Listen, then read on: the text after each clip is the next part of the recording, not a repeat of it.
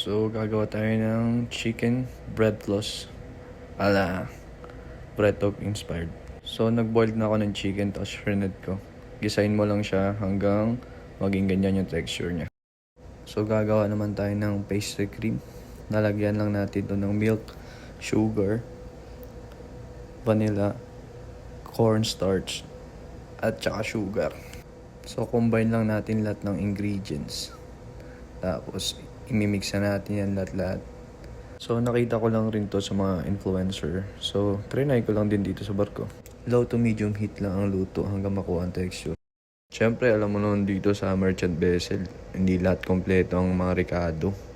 Kaya, kailangan mong gumawa ng diskarte. Alternatibong galawan, magic. Yan, gamitin mo na lahat. So, naglagay din pala ako ng mayonnaise. Optional lang to. Tapos naglagay din ako ng cream cheese, mga 200 grams. Combine mo na lahat yan. Yan, mayonnaise hanggang makuha mo yung texture niya.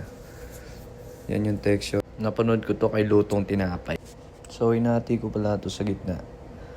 Na bahagya lang. Tapos, yan, nilagyan ko ng pastry cream sa gitna. Nagtira ako dyan para dumikit yung chicken floss. Yan, ididip mo lang or budbudan mo lang. Buns pala, hindi ko nasama sa video. So, ilalagay ko lang sa caption yung recipe niya. So, optional lang to. Linagyan ko lang din to ng oregano at saka basil. Depende lang sa preference mo. Ikaw na bahala.